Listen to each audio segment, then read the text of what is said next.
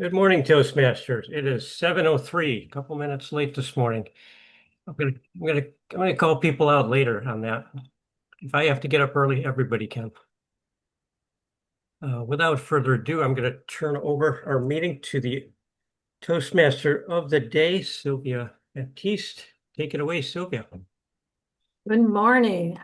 We're going to start with the pledge. We have to do that before I do anything. The Pledge of Allegiance, and then our inspiration from Tracy. I pledge allegiance to the flag, United States of America, and to the republic for which it stands, one nation, under God, indivisible, with liberty and justice for all. Tracy, would you do our inspiration, please? I will. So, fellow Toastmasters, today is Thursday the 13th. We're all very happy that it is not Friday the 13th. I have to point out that I am drinking out from the most gorgeous mug in the world. It's large to hold coffee, it has beautiful butterflies and so forth. But every day I drink from this mug seems to be a bad day. So, I avoid drinking coffee in the morning from this mug for a lot of reasons. And as Toastmasters, there's another superstition that tasting water, avoid toasting with water in Germany. Only you shouldn't be toasting that way because it's akin to wishing death upon someone. Quite other more superstitions, but I would have asked that all of our fellow Toastmasters move beyond our superstitions, go into what we really know, and let's learn to be better speakers and leaders. Madam Toastmaster. Thank you, Tracy. Drink to that. And our quote master today, Margot, do you have a quote for us? Good morning, I do. With your theme of superstition, I have two. A superstition is a premature explanation that overstays its time. And I have one that I have found in honor of Steve Smith, who is on this morning. It's from Voltaire. And it says, superstition is to religion what astrology is to astronomy, the mad daughter of a wise mother. Madam Toastmaster. Thank you. Is Mike Florio on? I can't see everyone, I guess. I don't see Mike yet. He's the last holdout. Okay, well, we'll come back if he jumps in with a just. But what is superstition?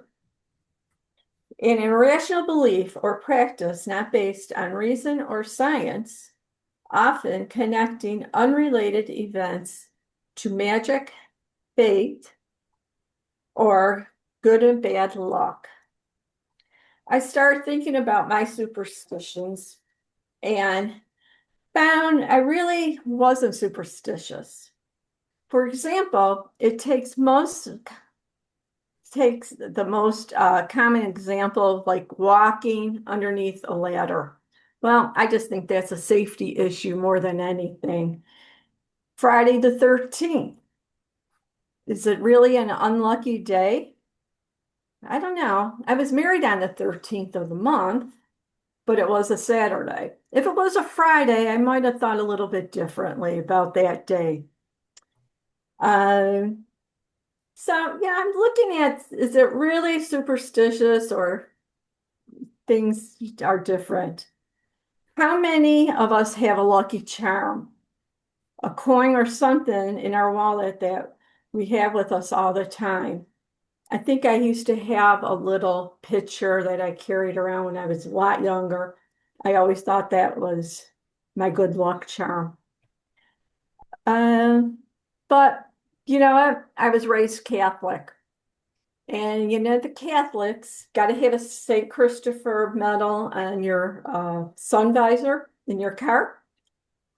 And that is to protect us while we're traveling.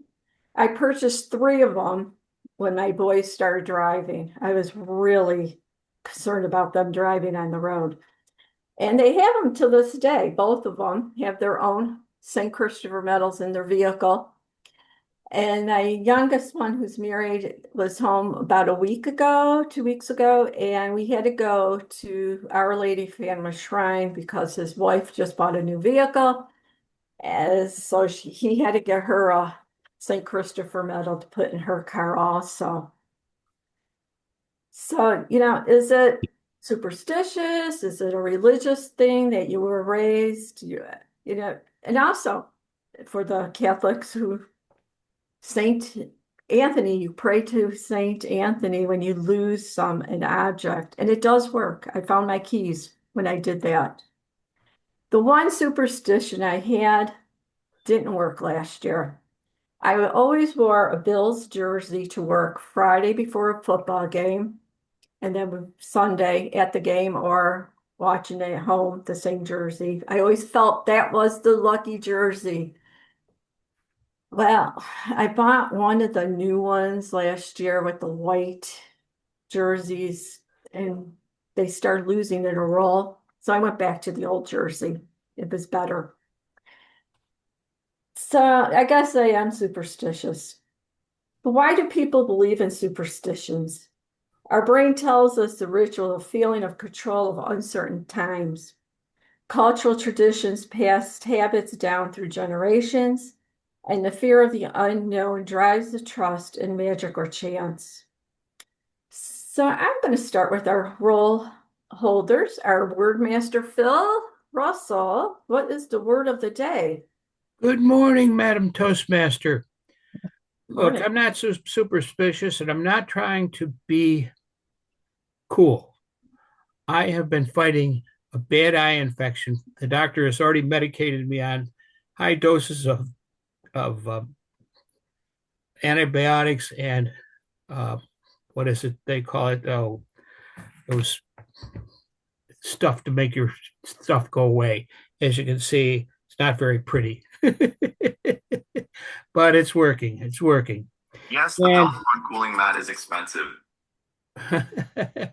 and so I did an easy thing, something I've never done before. The first word of the day is superstitious. Everyone has used it so far, including myself. And if you use that word, you get 1 point. I picked a second word, though. It's apprehension, nervous fear of something that may happen, similar to superstition. You get 2 points if you use that one. But if you use both of them, you get 50 points. And if you use them both in one sentence, you get 100 points. So don't be apprehensive about using the word superstition during your speaking today. Madam Toastmaster. Thank you, Phil. I see Mike Flores is on. Hello, Mike. Do you have a just for us this morning, or do you need some time? Good morning, Madam Toastmaster, fellow Toastmasters. I do have a jest this morning. I want to clear out some of this up. I have the definition of superstition right here. A superstition is an irrational belief or practice not based on science or reason, often rooted in fear of the unknown, magic, or luck. It is the idea that unrelated actions or events can influence the future or bring good or bad fortune. Okay, keep that in mind. Now, I don't believe in all this malarkey, okay? I have a lucky hat. It kind of brings me luck every once in a while when I play golf. Not a big deal, right? I play a lot of golf. Everybody knows that. Now, I also know that, I have to have 2 golf tees that go in the right pocket. Always 2, always the right pocket. And then I had a little bit of success with putting with this chip. When I put this chip down, I don't know, it seems that I make more putts, okay? Now, I also make sure that I have the right shoes on. If it's a wet day, I have my ugly shoes. And then if it's a really nice day, I wear my pretty shoes. And my pretty shoes have been very successful for me. So I have to make sure that I have the right shoes on. And then I also have to make sure that I double bow the ugly shoes from left to right. Now, when there's a really big tournament coming up, I always make sure that I have laid out the night before. They have to be laid out. Those are my tiger red underwear. Now, my tiger red underwear is what I always wear at the big tournaments. Now, it's not because of luck or anything. It's all statistics, right? It's all science. It's science. There's not another pair of underwear in the drawer that has a better record than the big red underwear. I mean, it's just statistics, really. I always go to now big blue underwear is close, but it's nowhere near big red. So big red always has to be ready waiting. And because it's got to be ready waiting, right? I mean, it's nothing to do with luck. It's got absolutely nothing to do with luck. So I just wanted to clear up all this malarkey about superstition. Madam Toastmaster. Uh, Keep your good hat, your lucky hat on when you go. Grammarian this morning is Zach. Zach, could you tell us what you'll be doing today? And do you have any superstitions? Good morning, everybody. I can't say that I have any major superstitions, but I do have a favorite pair of socks, and they are alpaca and wool socks from this company called Hollow, and they are the most comfortable socks in the world. And when I wear those socks, I just feel like everything's going to go right today. So I do have that. My role for today will be grammarian. I will be listening in and keeping track of all the kind of exceptional and perhaps haps of as far as grammar. I'm looking for really good grammar and perhaps really bad grammar, and I'll report back at the end of the meeting. Thank you, guys. Thank you, Zach.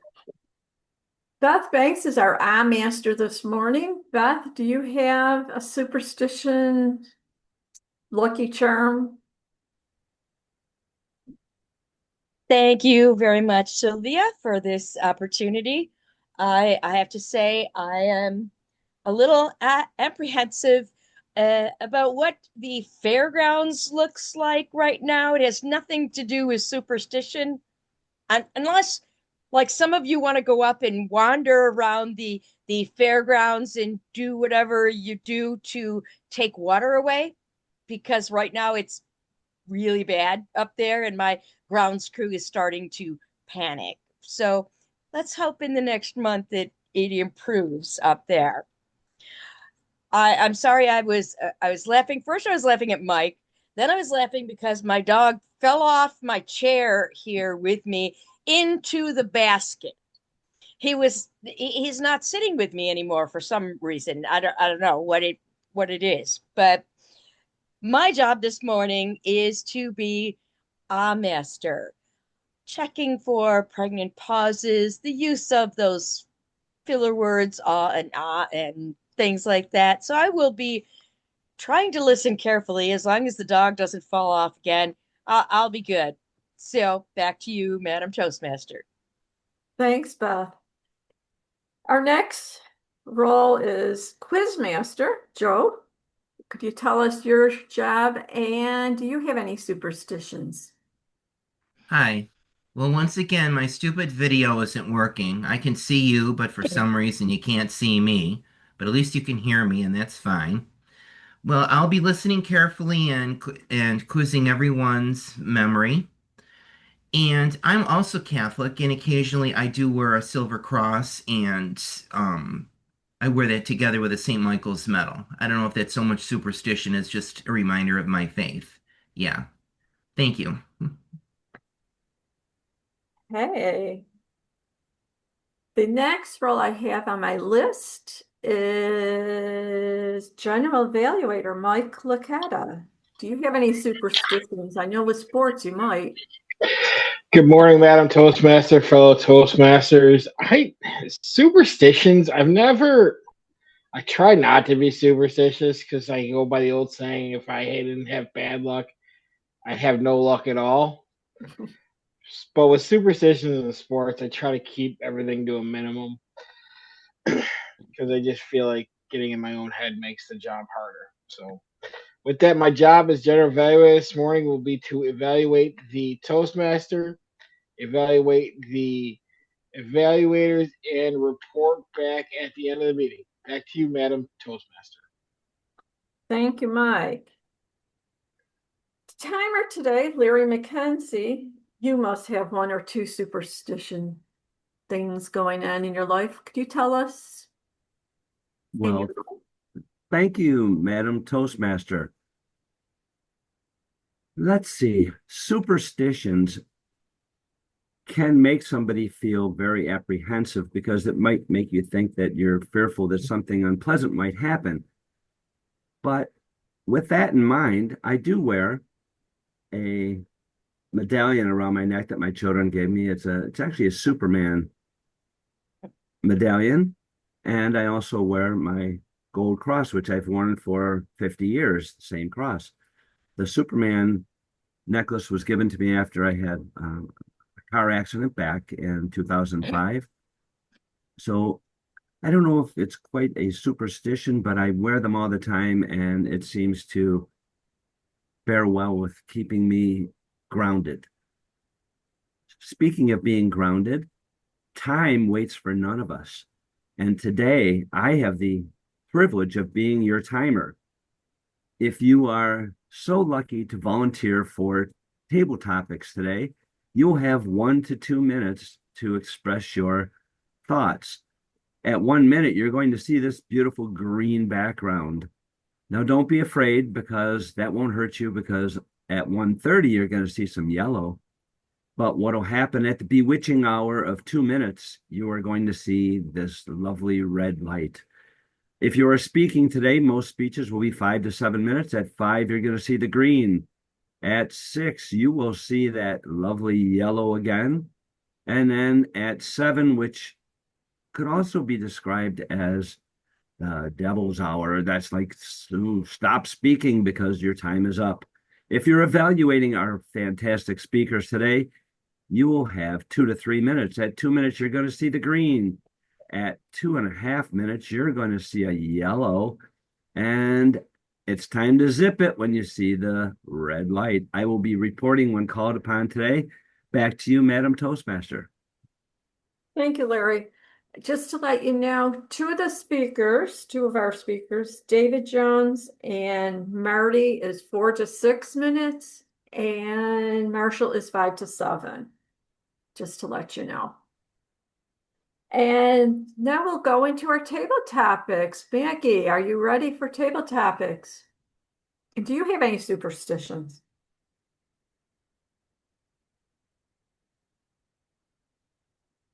Uh-oh, lost Maggie.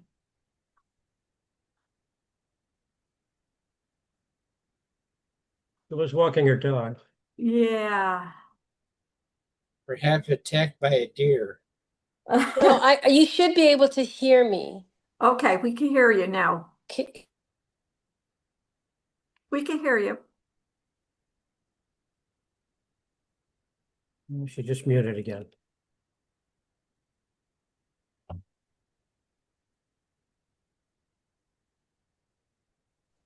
Hello? Maggie, Hello. Hi. Okay. So well, it's a good thing I had a backup. Good morning, Toastmasters. Speaking about superstitions, I was apprehensive to be the table topics master and I made a list of questions that I wrote out on my phone, and I thought I could switch between screens and read my questions, but I can't. So glad that I don't lean into not having a plan B. I always have a plan B. I don't know if you've ever seen these little cards, but I bought them at the Toastmasters conference last year, and it's called a chat pack. And it's a list of questions.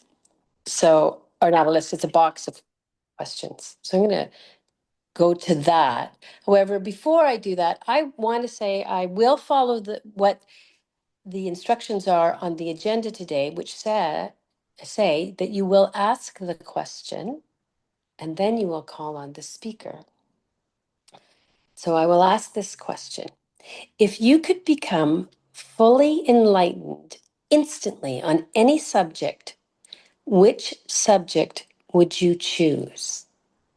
And I will call on Carol Ann to answer that question.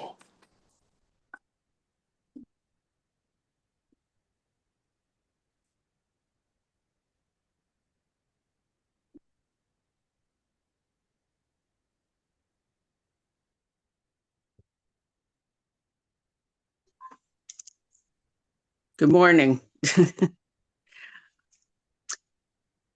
If I were to be totally enlightened on any subject, I think I would want to know just generally about the universe and about all the planets and why we seem to be the only planet that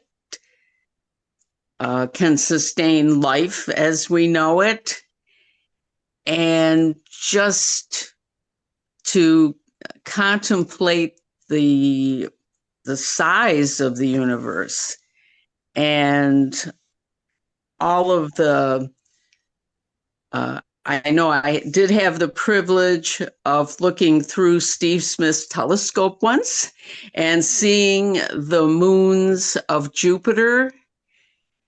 And I really haven't gotten to see the rings of Saturn, but I just find looking up in the night sky very fascinating, and just so many questions about it that I would like to have some understanding of. Madam Table Topics. Thank you, Carol Ann. And speaking of stars in the universe, of course, what would a speech be by Maggie or a talk be if she didn't sing? So catch a falling star and put it in your pocket. And on that note, I would like to ask, have you ever wished upon a falling star? What was the wish and did it come true? Dave Licata, please let me know about your falling star experiences.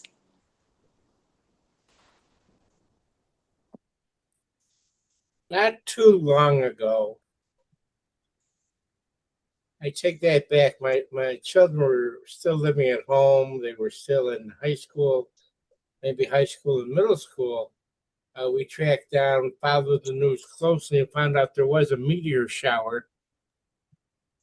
And we drove east of Lockport to get away from city lights so the sky would be blacker.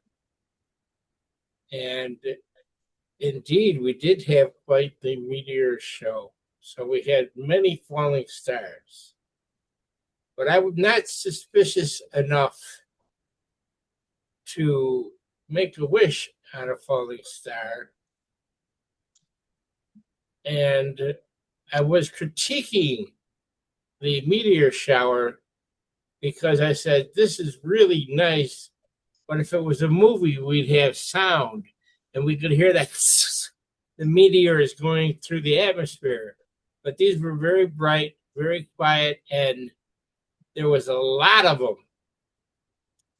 So there was a night that I have to admit this, that I was a little superstitious and apprehensive as well, because I was driving down Route 18, not far from where Phil lives, because there was an Aurora Borealis Northern Lights show going on. And I got out to look at it, and all of a sudden I felt like these fingers of light were coming down to grab me. And I retreated back to the car and went home. I found that quite embarrassing. I know they can't get to, but it was pretty impressive. And I still remember there was a bright, bright green that night. And it was over Lake Ontario, as I said, near Phil's house, not far from where our boy Steve does the star shows. So I didn't, sorry, I never made a wish upon a star. Thank you so much. And thank you, Mr. Licata. Now, Mike Florio ran through a list of lucky objects and clothing, and so now I want to be able to ask the other people in our group, have you ever had a piece of clothing, a color, a number, an object that you carried with you that you found to be your lucky object or lucky whatever? Lucky, and I'll put in the word noun, your lucky noun. And I would like to ask Christy Kelly. Chris, have you ever had something that you considered to be lucky?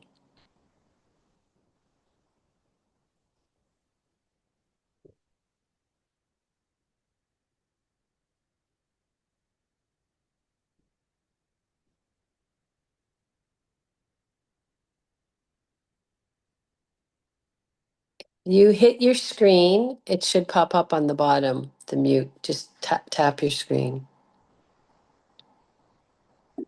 There you go. Okay, I think I got it. There. Good morning, everyone. So an object that I guess I'd carry maybe is this mechanical pencil.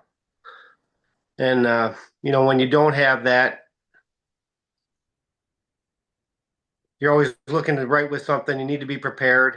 And the pencil, when you're on a job, you need to take notes, much like this morning.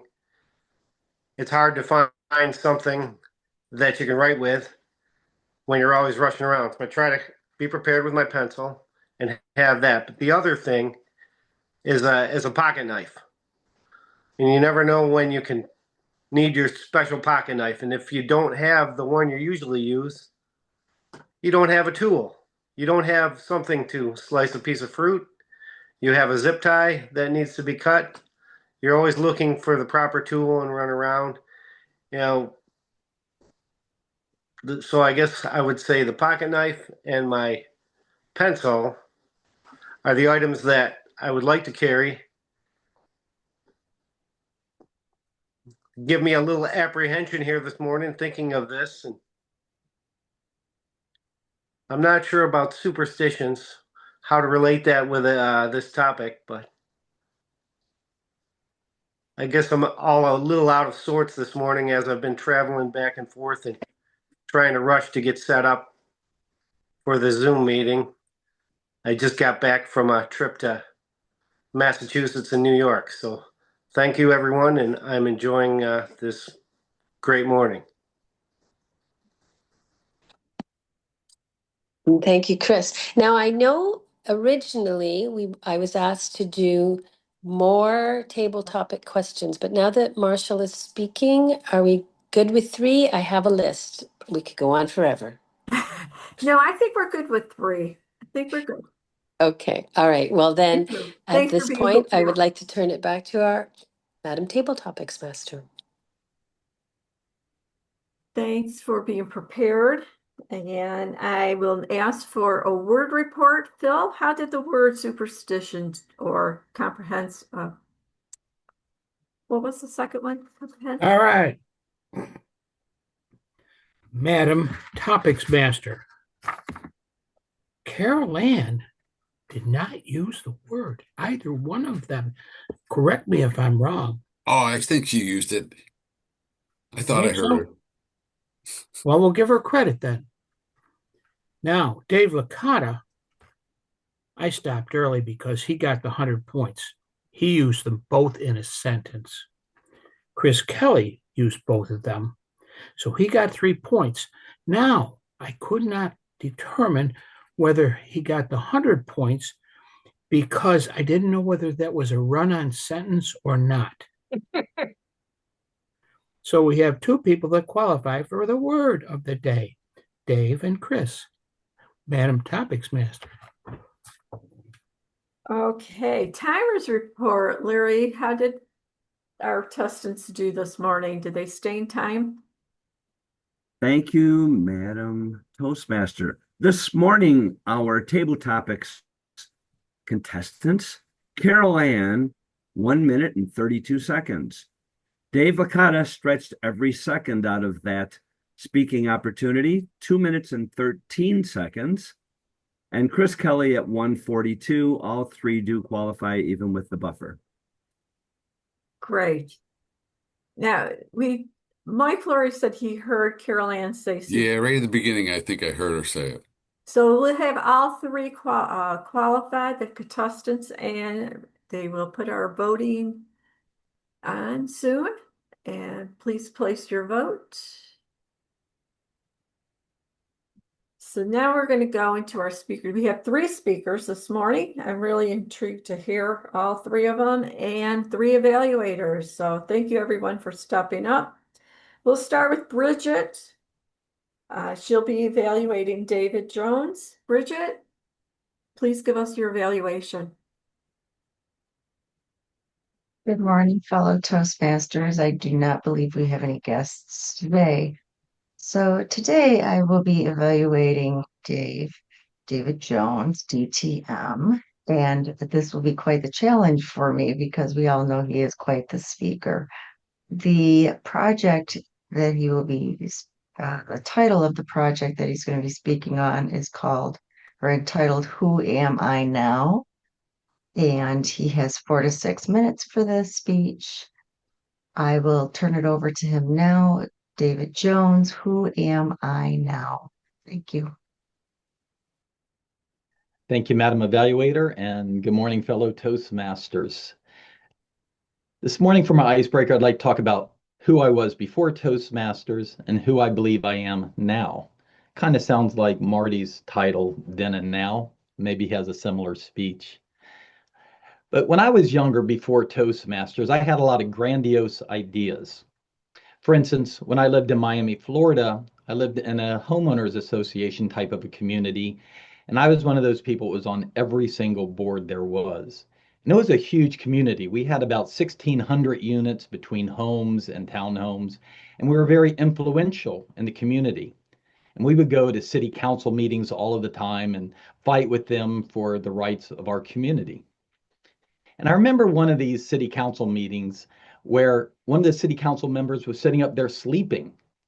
And I thought, I could probably do better than him. I'm pretty sure I could do better than a sleeping city council member. And I decided I was going to run for city council for about 10 minutes. Because then I remembered I would have to do debating and be on stage speaking and going around talking to people. And there was no way I was going to do any of that. So I scrapped the city council thought. And when I was in my 20s, I had multiple businesses. And in order to promote them, I would go to fairs or expos, rent a booth, and I'd get there early and I'd set up the booth and put out my flyers and brochures, and then I'd get the heck out of there. There was no way I was going to stand there and talk to people all day. So I was limited in what I could do. It wasn't a superstition, it was a reality. It was something that there was no way I was going to talk to people in public. It was crazy. And my self-confidence was a lot lower. I was always looking up to people who could speak, like salespeople or just grandiose people who would talk really loud, because I was always like, let's just be polite and quiet. But that was before I joined Toastmasters. But now I have a different perspective and different skill set. For instance, this coming October, I'm really looking forward to practicing what we're all here for. My company, which is up in Lansing, Michigan, we have our annual meeting, and my department, which has about 100 people, has invited me to give a speech about Toastmasters, which is kind of odd because our company has a Toastmasters club, but most people don't know about it. We have about 1,600 employees, and my director has asked me to give a speech, especially for people like me, because I'm a field auditor, and it's about making connections with people and public speaking when we meet with our policy holders. So I'm going to be giving it in front of about 100 people, including the director, manager, peers. And I'm looking forward to it because this is what we prepare for, is we all come here so we can fail at Toastmasters, but succeed at work. So I'm looking forward to that in October. A couple of years ago, local college here, they are yokels, but local college here, University of North Carolina, Charlotte, I was invited to give a speech about public speaking. And I went to the Department of Engineering and gave it to about 300 students. And that was a big moment for me, not because I did well, because I don't think I did, but it was about, can I speak in front of 300 people? That was my goal. And I was not uncomfortable. I wasn't nervous. It was wonderful. And I had like an hour. I was just up there on stage the whole time, just blah, blah, blahing. I thought it was great. And as far as Toastmasters goes, I no longer have any apprehensions. I've been speaker, I've been Toastmaster of the day, I've done every single role. I can walk into a meeting and pretty much do about anything there is. In fact, the club I went to last night is called Eat Your Words, and we meet at a restaurant once a month. And we do it in the middle of the meeting. There's like 20 of us, and there's people all around us. There's so much noise and chaos. And it's a grab bag. So when you get there, you pull and you decide what your role is. Fortunately, I got evaluator last night, but it's something I could have done any role. And I thought it was great. Now, for the leadership aspect, I've been an individual contributor. I've been a remote employee for 30 plus years. I've worked from my house before it was even cool, before the pandemic, which never really gave me the opportunities to get into leadership or management because out of sight, out of mind, my companies are always way out of town. And I just have to do my job and not be a part of the leadership until I joined Toastmasters. And I've mentioned since I've joined Toastmasters, I've been promoted twice at work. And they were talking to me about another promotion, but I don't really want to get into management. If you love what you do, continue to do it. And I do love my job. I remember when I first started Toastmasters, I had 3 absolute no's. I was never going to be Toastmaster of the day. I was never going to do a speech contest and definitely never going to be district director. But I've had the confidence to do it, and I've gone through all of the roles of club officer, area director, all the way up through the trio. And with each step, I gained more and more confidence. I learned more skills, and it's just been a great experience for me. It reminded me of Napoleon Hill, the motivational speaker and writer. And he said, whatever the mind of man can conceive and believe, he can achieve. And I've believed that for 30, 40 years. But what I was missing was we need to sprinkle in some stuff like leadership skills, action, and communication to talk about what we want to do. And I believe that's what Toastmasters has done for me. And I'm glad I'm part of it. And I'm glad I'm part of AM Lockport, Madam Toastmasters.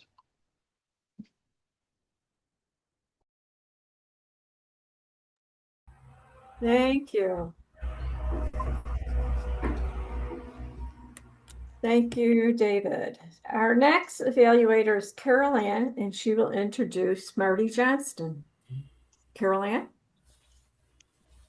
Today, Marty is giving a speech from the Presentation Mastery, and actually it is an icebreaker because he would like to introduce himself to newer club members who may not know him as well as we do.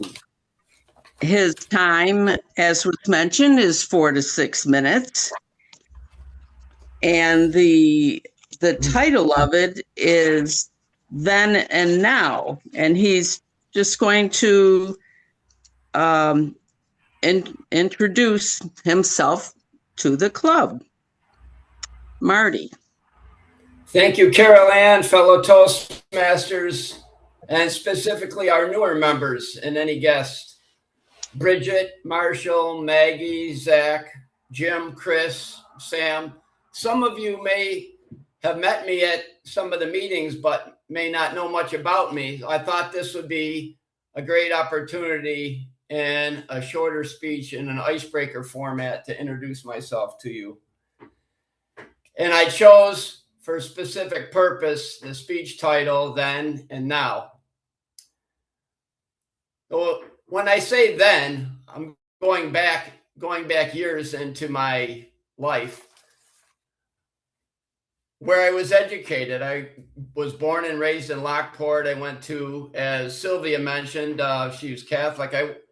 My family parents sent me to the Lockport Catholic schools when there were actually more than just one at DeSales.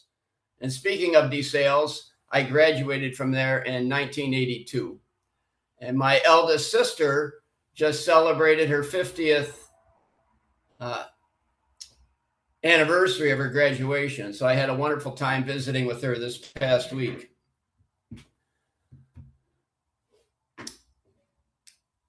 And as far as work,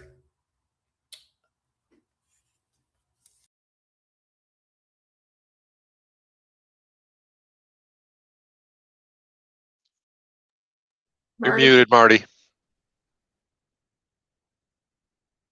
sorry, I must have pressed the mute by accident. I went to SUNY Brockport and I graduated with a bachelor's in business with a specialty in marketing management. And I use some of those skills today in my position as a shift supervisor or manager on duty at the local Top supermarket here in Lockport, New York. Prior to getting a job at Tops, I had some wonderful experiences at a summer camp in God's country up in the Adirondack Mountains at a camp called Sunrise. It was an outdoor ministry my brother-in-law led me to, and I gained wonderful experience. I was a wilderness and adventure staff counselor. I learned life-saving canoeing skills, took a wonderful week trip to Maine with a group of the campers and some other counselors, and we took a bike trip from Bar Harbor to Kittery. It was beautiful. We cooked lobster one night. Oh, it was great. I wish I could do that again right now. And then in the mid-90s, I had an opportunity for a job at Tops, which took me to Cheektowaga, where I was a clerk. And while I was at a clerk figuring out what I wanted to do with my life, I saw a job posting for the corporate office at Tops, which was in Williamsville, New York at the time. And it was a great experience because I got a job as a buyer's assistant in the perishable department. And I worked with many great people there. While I was there, my son Adam I got married and my son Adam was born, who is 23 years old now, and he's a service tech for Ford, for Wester Ford specifically. And some of the hobbies that I have that I can share correlate with some of the things that I had experienced at the summer camp. I still love canoeing. I've done numerous marathon canoe races, some local canoe races. I love going to the Adirondacks. I love swimming, cross-country skiing. So those are some of the things looking back that I enjoyed, and I wasn't apprehensive about some of the things. But one thing I was apprehensive about was communicating, as David Jones mentioned in his speech, about being apprehensive in certain situations. And it was through the invite of Dave Licata and a couple other people that introduced me to AM Lockport Toastmasters, where I've gained the confidence and skills needed to overcome that apprehensiveness that we all may struggle with at certain times when we're communicating. Well, I have enjoyed many things then in my past, and currently I'm the manager on duty or a shift supervisor at the current Tops where I work in Lockport. I've had many great experiences. I've seen many of you there. I hope to see some of you other than David Jones. If you come up on your annual trip, you could come up and visit. But I've seen many of you other members there. I hope to see more of you there. And I've definitely enjoyed the experiences I've had in the past, and I'm very fortunate and blessed to continue a lot of the things that I've done in the past and tried to learn from my mistakes. This past year, not a great segue, but after last weekend's rainstorm, I learned from a couple mistakes about home ownership and the being prepared for rainstorms. Long story short, I had to get a new sump pump. So that comes along with the home ownership and a lot of other things. But I love maintaining my new home, the landscape, my hobbies. Some of you know that I raise chickens, and I love landscaping, and I love Toastmasters. I haven't been as involved in the club lately as I have in the past, but it's a challenge that I look forward to every week. And I hope now some of you newer members know a little bit more about me. Thank you, Madam Toastmaster. Thank you, Marty. Our next evaluator will be evaluating Marshall Song. And Mark, thank you for volunteering. Mark, could you please introduce Marshall? Thank you, Madam Toastmaster, fellow Toastmasters. Good morning. Before I introduce Marshall, I would just like to comment on superstitions. To expand a little bit upon Mike Florio's litany of golf superstitions, I have one major superstition when it comes to That's golf. And I don't. science, Mark. Let me just interject. That is not superstition. That those are statistics. That's data. Okay, forgive me. I stand corrected. I don't play golf nearly as much as Mike does. I'm pretty confident in that fact. But here is my superstition. I insist upon total silence throughout the putting process. Now, let me expand on that. It is a given. You should be quiet while the other players are lining up their putt, striking the ball. My issue is you have to stay silent until that ball comes to rest. For you golfers out there, how many times has this happened? Let's say you're in a tournament where the other golfers are really invested with your putting, and hopefully it helps the overall team score. You're lining up a mid to long range putt. You stand over it. You hit it well. It's headed towards the hole. And invariably, one of those other fools will say, "Nice putt." And here comes the violent lip out, or it breaks to the left or right, or comes to a screeching halt. And then I just turn and glare at them like, WTF, keep your mouth shut. You just angered the golf gods, and now we missed the putt. So going forward, I've joked with my fellow golfers that I need to invest in those like quiet signs they have at the tournaments to hold up on the green so that the other golfers will just shut up. Anyway, that aside, it is my privilege this morning to evaluate Marshall Song. Marshall is working out of the Visionary Communications Pathway, a Level 3 elective to inspire your audience. The purpose of the project is for the member to practice writing and delivering a speech that inspires others, and also for the member to inspire the audience. Mr. Timer, his time is 5 to 7 minutes, and Marshall has given me an introduction where he will be talking about the concept of lying flat, which means that you can retire and enjoy your life at a low cost. He will share 3 ways to use $4,000 per year to retire in China. I would have called BS if it would have said $4,000 per month. I can't wait to hear this. So fellow Toastmasters, please join me in welcoming Marshall Song with Lying Flat. Lying Flat, Marshall Song. Thank you. Hands up.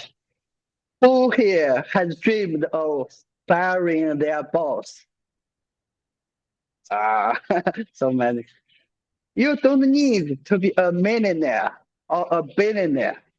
After this speech, you will see you can retire and live a lying flat lifestyle in China on just 4,000 to 6,000 a year. It's not a superstition. It's real. Lying flat is a popular lifestyle among young Chinese people. It shares some similarities with Japan's low desire society and quiet quitting in Western countries.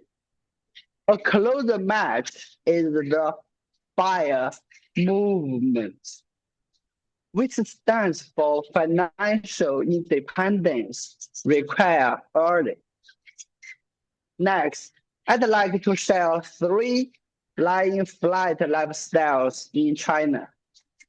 Rents about $100 to $200 per month for an apartment.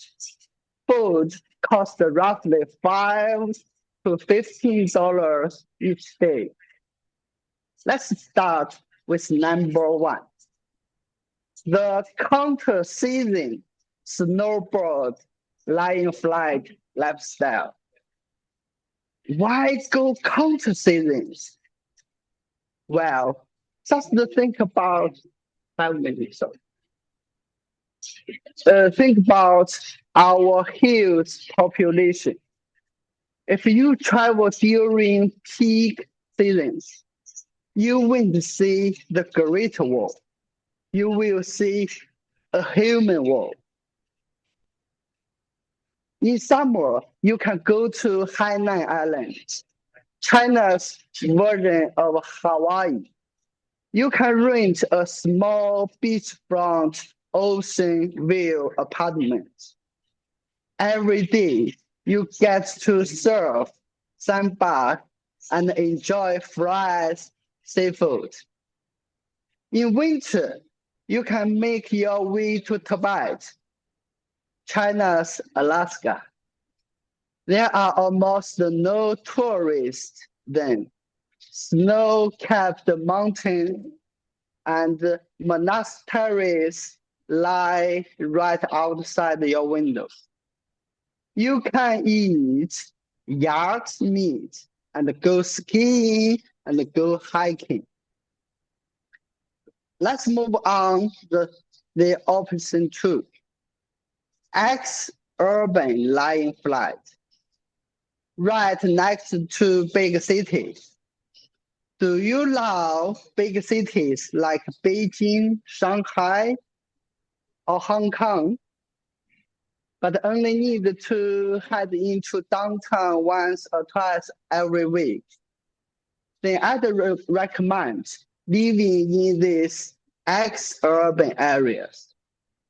Developers put up loads of beachside apartments near big cities. Yet Chinese people prefer not to live there. Many of us struggle with coastal humidity and the lack of daily excitement. Every week, you can travel by bus for 2 hours to shop in Hong Kong or Shanghai. Time for option 3, suburban lying flat. If you love the buzz of city life, hate cooking, and don't want to drive, and need daily trips downtown for shopping, karaoke, massages, you can live in an urban village near a subway station in Shenzhen's suburbs. You will find many handshake buildings there. Buildings were built so crowded that you can almost shake your hands with your neighbors from the next building.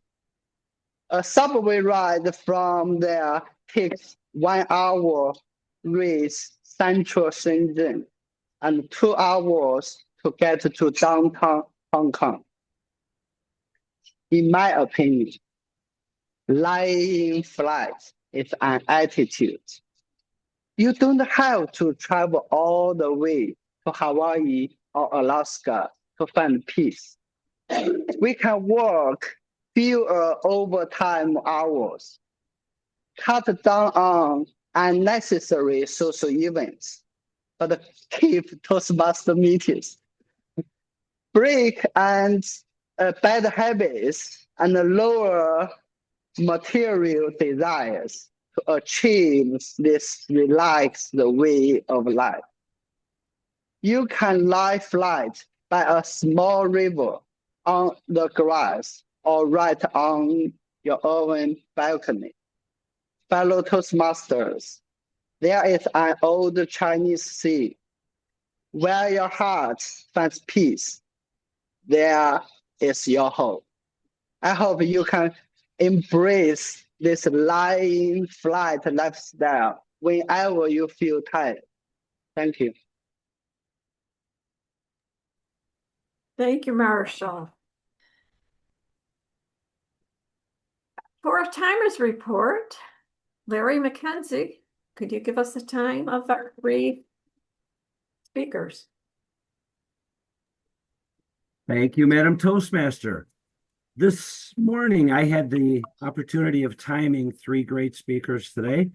David Jones, Who Am I Now? 6 minutes and 6 seconds. Marty Johnston, Then and Now, 6 minutes, 47 seconds. And Marshall Song, without the opportunity of even seeing the red, yellow, or green on screen, was very impressive with Lying Flat, 6 minutes and 32 seconds.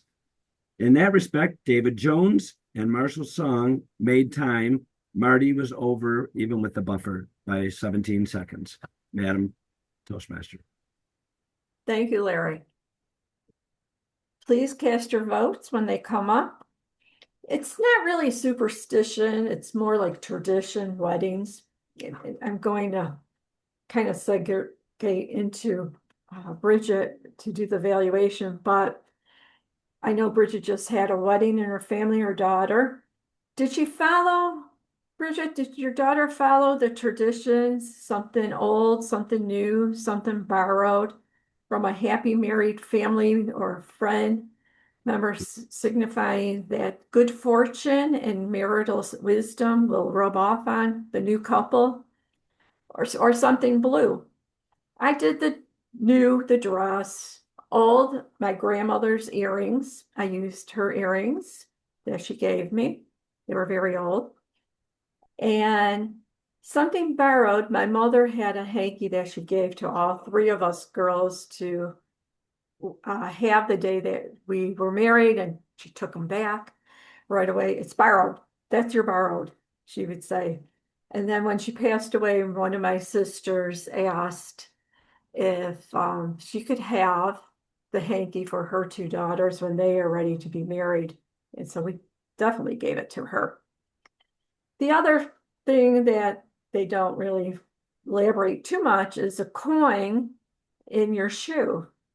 That would bring you wealth, financial wealth. I don't think I did that, and I know it didn't work yet anyway. But Bridget, would you please start your evaluation for David? Thank you, Madam Toastmaster of the day. To touch upon that a little bit, yes, my daughter did do the borrowed, blue, old, and new. We all gave her words of wisdom so that she did partake with that. The coin in the shoe, not so much. And I hadn't heard that one either. So thank you for the opportunity. Superstitions and apprehension, those are things that I will just kind of take a second here. Because of what I do for my job, I think of people with OCD, and they're very superstitious. I have to do this so this doesn't happen. I have to do that so this doesn't happen. So we work a lot on those kind of things. So I'm going to have to think more about that when I'm working with those folks. On to the evaluation. as we all know, David Jones is quite the speaker, and he's someone that brings us in right away. David will smile, his facial gestures, he's very welcoming when he's speaking to us. So we all feel comfortable right away, and we're all engaged with what he's saying. He has a strong introduction. We know what he's going to be speaking about, and then he's able to bring it back at the end. The eye contact on Zoom is very good. Sometimes he's looking down a little bit, but it's not as if we're being drawn thinking, oh, he's looking at his notes. It's more of a way of pondering what's going to be coming out of his mouth next, what he's going to be saying next. I think you can perhaps work on some of the vocal variety, which you do have some. However, the degree of vocal variety, whether it's the volume or the pitch, that might be something to work on. You're very steady, David. You're very clear, you're very concise, you pronunciate. So I think that might be something. You have your facial and you use your eyebrows or you smile and you look around. So those things are good. So just kind of not a very good word choice. Uh, Using maybe the variations of volume for speed might be something to work on. The transitions or filler words, I've noticed that you did use the word like and you used the word but. Sometimes I thought, oh, is it appropriate? Could there have been just a period there and a stop and then continue? So that might be something to think about. The other thing is the camera is close to you, which is very good because then we can see your face and we can see those expressions that you give us. However, and I think I'm doing it here, you can see, you can't quite see my hands or my arms. And on Zoom, that's always such a difficult thing, right? We know you're moving your arms or your hands. And with Zoom, if you're too close, it's harder to see those. So maybe it would be appropriate to move back slightly a little bit. However, you're so well versed and you're such a great presenter, David, that these are just little nitpicky things that I had to try to pick out. But I really appreciate your speech and the history and how you've gone and grown. And hopefully we'll all meet you in person, the ones that have, and when you do actually get up here to Western New York. So thank you very much. That's it. Thank you, Bridget. Carol Ann is our second evaluator, and she is going to evaluate Marty. And I know table topics, you talked about superstitions. Did you leave anything out you wanted to bring forth before you start? Carol Ann. I don't have too many superstitions myself. Of course, you always hear about the ladder, and again, that's more safety. I like cats, so a black cat doesn't upset me too much. But I know my maternal grandmother was quite leery of Friday the 13th because actually she, from what I understand, she was involved in a couple car accidents that day, one of which I think was serious, and a couple, of course, now I can't find out because she's been gone for a long time. But I know there was a couple other things which I don't recall, but she had the Friday the 13th. So, okay. Now I will proceed with my evaluation of Marty. Marty is a very experienced speaker. You can tell that Marty enjoys speaking. He enjoys imparting the information that he was giving us. He did lose eye contact a few times, kind of looked to the side. And again, the gestures on Zoom are a problem. And as was mentioned by Bridget, maybe moving back just slightly would help. He does have vocal variety. He speaks very clearly. And he is aware of the audience he's speaking to. As was mentioned, this was more of an icebreaker to benefit the newer members so they would know Marty well. And I think a lot of times those of us who have been in the club for a while and then new members come, it's a very good thing to let them know a little bit more about the members who have been here. He did at one point at the start accidentally hit his mute button, but then of course corrected that. And of course, he did go over time, which experienced Toastmasters should be able to watch that better by practicing the speech, timing your speech prior to get an idea, because a lot of times you do speak a little faster or maybe a little slower than you think you were going to. But it was very good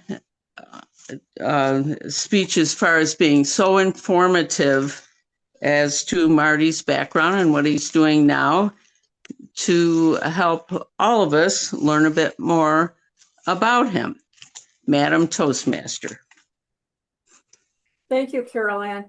And now I'll go to Mark, who will be evaluating Marshall. Mark.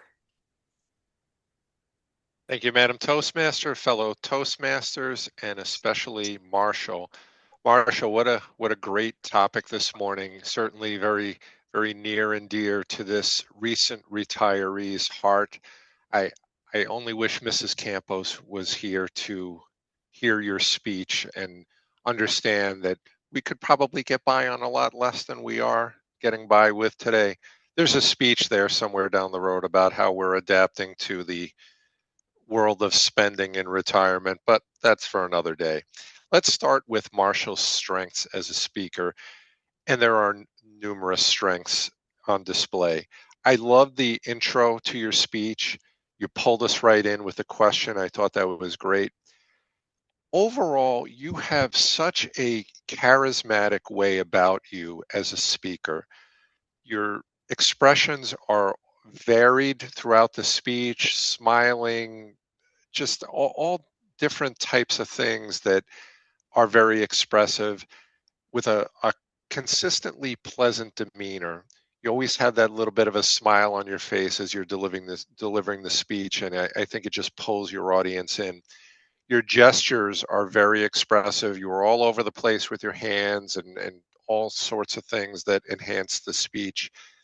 And you're very humorous while you're delivering the message, which is great.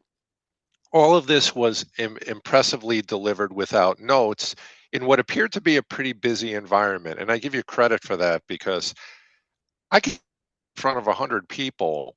I can't do a Zoom meeting like this with other people around. It would just be too distracting. And I think at some point, someone even engaged you and you smoothly answered the question and then kept going with your speech, which was very, very impressive. Now, building upon these strengths, I think you could be even more effective in just a few ways. It appeared you were on a phone. You're a busy guy. You've joined us while you were at the gym and you're traveling and all sorts of things. A little better camera angle, I think, would have enhanced the speech, where you're more level with the camera as opposed to looking down on the phone. And to my eye, it appeared you weren't really looking right at the camera lens. You were looking off to the side. So just a missed opportunity for a little bit more audience connection by having that eye contact with us as if we were speaking eye to eye.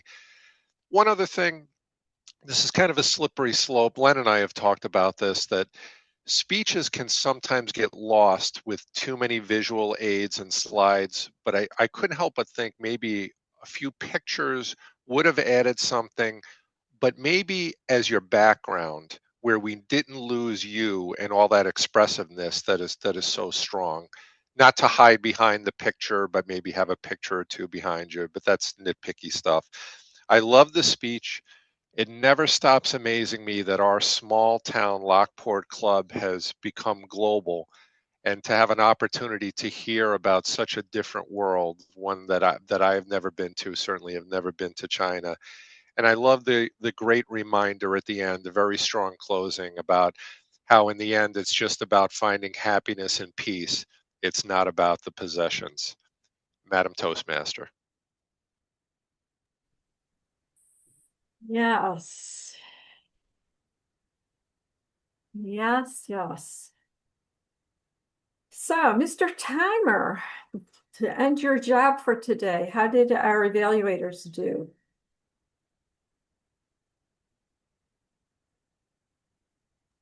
Madam Toastmaster, our evaluators did quite well this morning. Bridget at 3 minutes and 8 seconds. Carol Ann, 2 minutes, 38 seconds. And Mark Campos,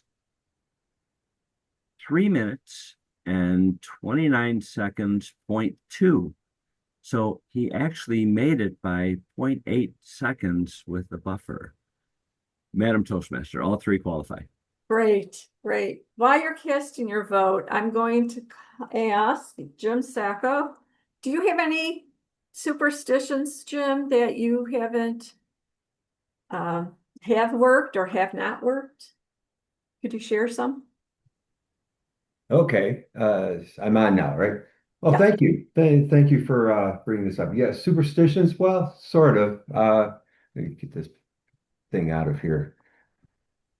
Yeah, with running, it's just the way I get ready for a race and what have you. I ran the Moonlight Run yesterday, and I was just nervous all day because the race is at 8 o'clock at night. What do I eat during the day? When do I stop eating? What do I drink?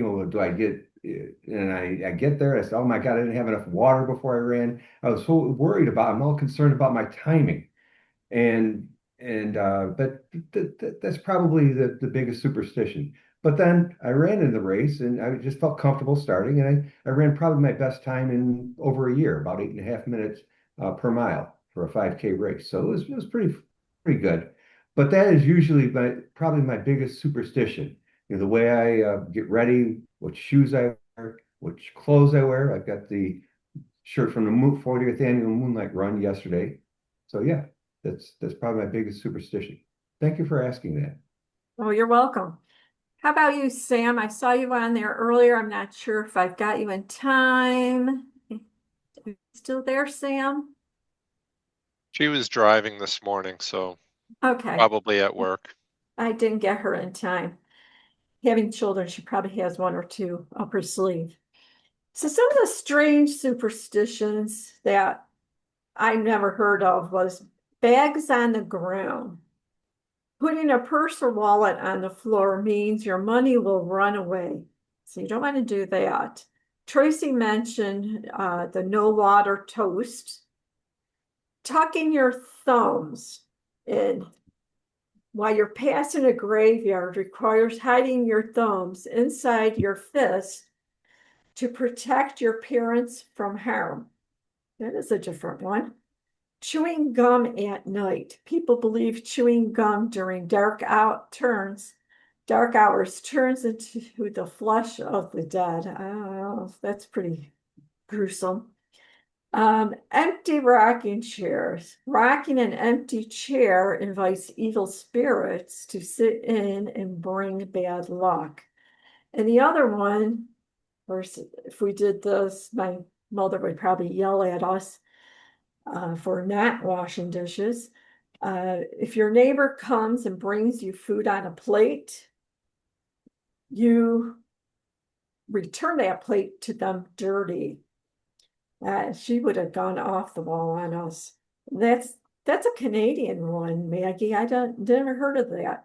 According to local superstition, you return your plate dirty as washing it will bring bad luck to the household.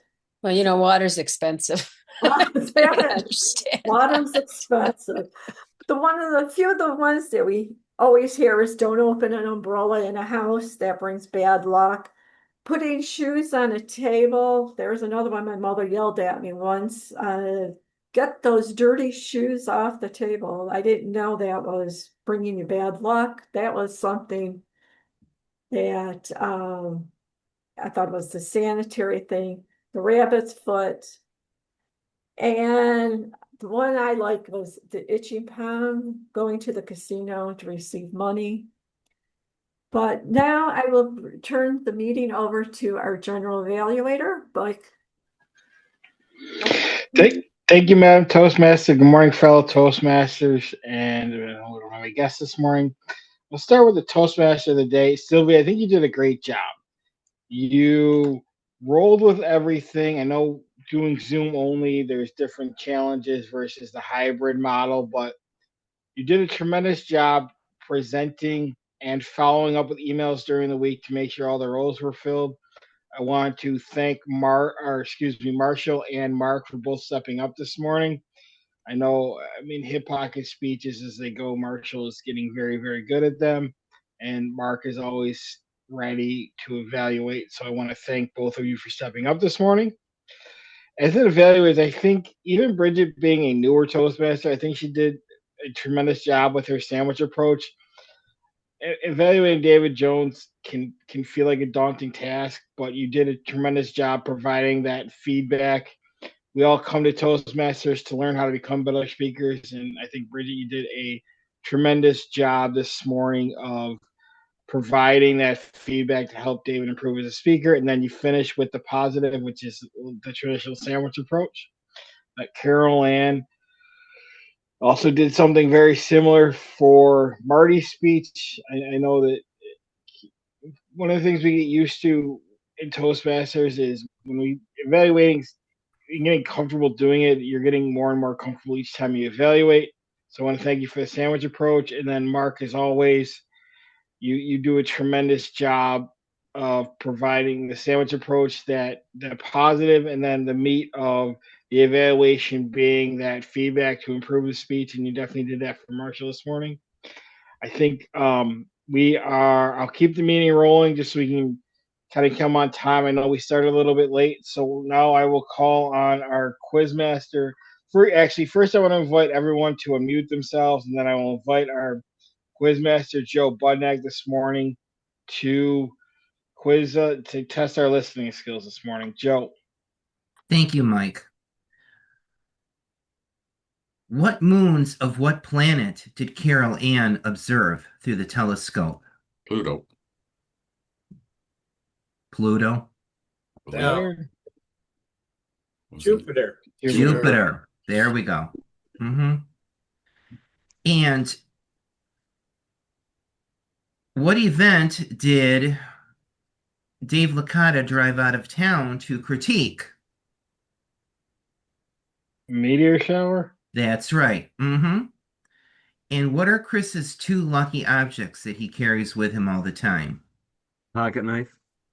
Pocket knife and a pen. Mechanical pencil. Very good. And what patron saint do you pray to when you lose something? Saint Christopher. Saint Anthony, Michael. Oh my God. Anthony. Saint Anthony. That's right. Saint Christopher. Anthony, come around. Something's lost and can't be found. Very good. Thank you. Yes, thank you, Mr. General Evaluator. Thank you, Joe. And now I will ask Zach, our grammarian this morning, to give his report. There was a lot of grammar that I loved. The first one that jumped out at me was Larry's use of bewitching hour, which kind of fit the superstitious theme today for the red timer icon. The second thing that I loved was Mike Florio's use of the word malarkey for his extensive list of non-superstitious golf data. David Jones used the word grandiose, which I loved. He used that to describe people who he admires, who are really good speakers and who have great presentation and communication skills. I also love the quote that he used, fail at Toastmasters so we can succeed at work. And last, I love this concept of lying flat. Marshall, you did a great job with your speech, and I love that idea. Another spin on living a minimalistic lifestyle, simplifying, simplifying, simplifying, so that we can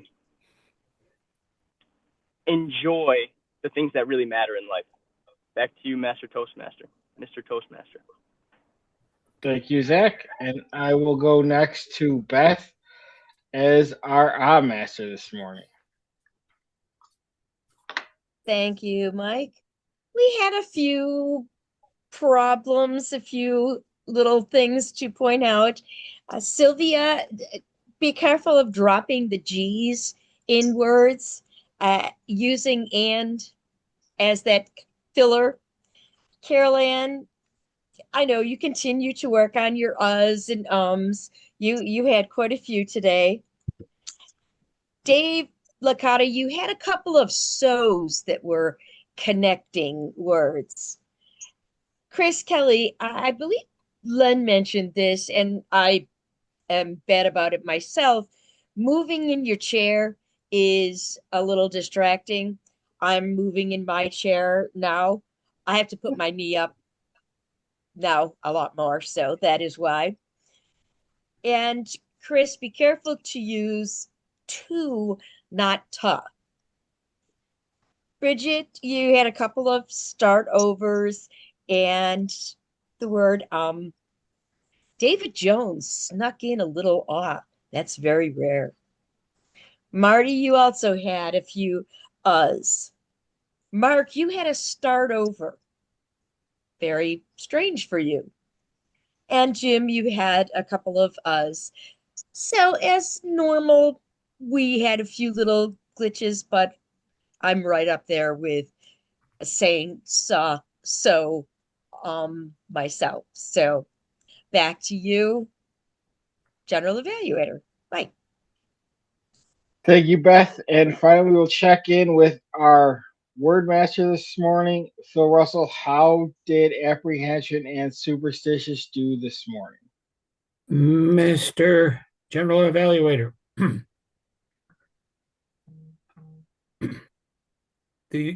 by cheating and using the word which was the topic, everyone used the word. One person used apprehensive instead of suspicious. But the good news is we had several people with 100%, 100 points. Beth, Larry, Maggie, Dave Licata, Chris Kelly, Bridget. David Jones came in with 50 points using both words, but not in the same sentence. Those 100 pointers, I am so impressed. What a wonderful day. Everyone have a great day.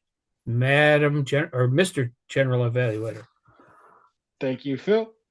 And our winners this morning, our best table topics was Dave Licata. Our best evaluator was Mark Campos.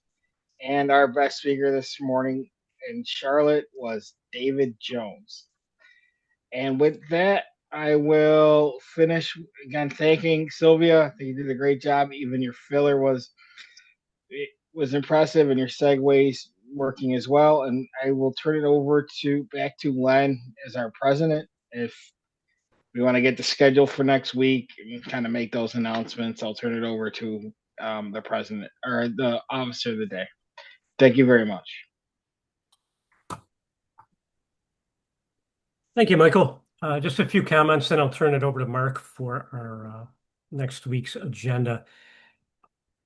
We still have not received the new version of Free Toast Host. So I imagine they're pretty busy updating those to the new version with the new features. But don't be surprised if at some point the homepage looks a little bit differently. We'll tackle that when we get there. I expect they'll all be improvements. They're pretty diligent about changes they make and communicating well with all the subscribers. Thank you to all the officers who did the training this month. We needed at least 4. I think we've hit that mark. That is one of our distinguished club requirements, that we have at least 4 officers attend those in both the summer and spring sessions. So thank you for that. There will be an officers meeting. We haven't set a date yet. I guess I'll get with Maggie on that, and we'll figure out how to do that and whether to just be Zoom, as we've been doing in the summer, or on site somewhere. And with that, I will turn things back over to Mark for next week's agenda. Thank you. Thank you, Len. Next week, our Toastmaster is Jim Sacco, and I believe it's Jim's maiden voyage as Toastmaster, but I know he has been preparing and he's already got a theme out there of summer concerts. So we're looking forward to that. Our speakers next week are Les Robinson, Mike Florio, and Phil Russell. Are there any other announcements for the club? Well, Mark, I look forward to the meeting next week. Summer's here. Just one of the things I think about is all the concerts that I've been to, and I'm really looking forward to it. The time is right. So we're gonna have a great time next week. Thank you.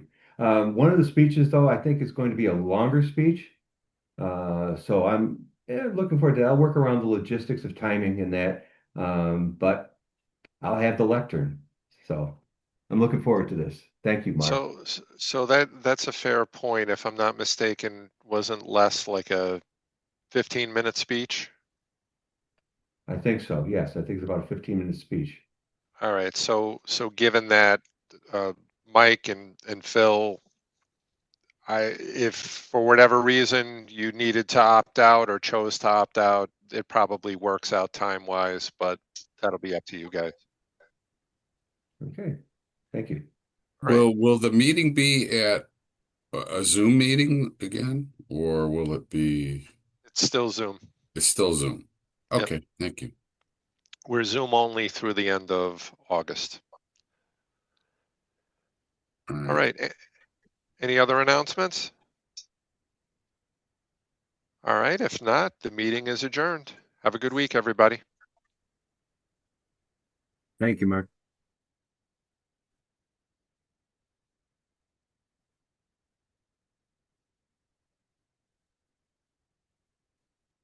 Turn off the recording.